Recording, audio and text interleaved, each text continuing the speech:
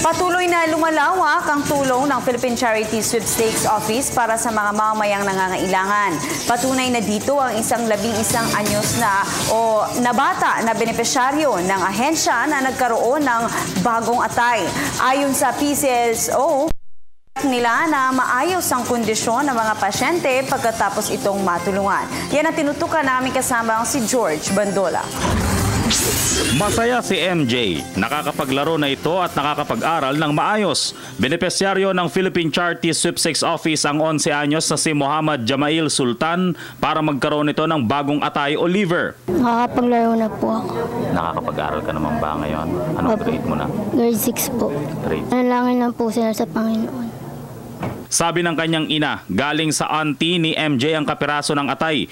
1 milyong piso naman ang tulong na naibigay ng PCSO noong 2006 para maopera Kong.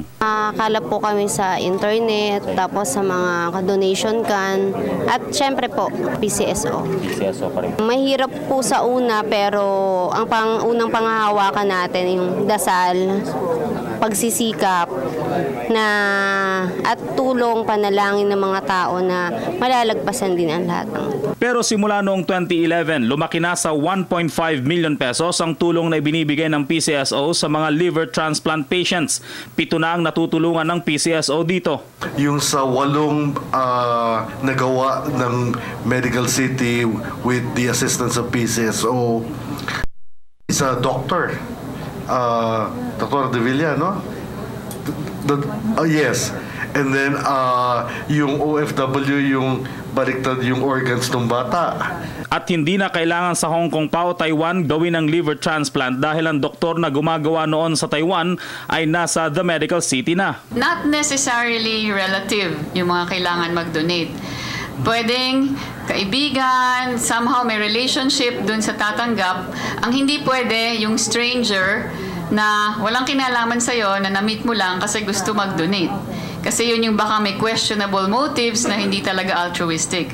Basta donor, syempre of age, at least 18, may pahintulot, fit, and definitely voluntary yung kanyang pagdodonate. Pagtitiyak naman ng PCSO, hindi lang sa 1.5 million pesos natatapos ang tulong ng PCSO sa mga liver transplant patients, kundi hanggang sa masigurong maayos na ang kondisyon ng mga ito. May mga laboratory test pa na ginagawa si Dr. De Villa in order to find out kung ano talaga yung procedure na dapat gawin. Kung talagang Hepa B, Hepa C, whether right for transplantation. Para sa Telebisyon ng Bayan, George Bandola.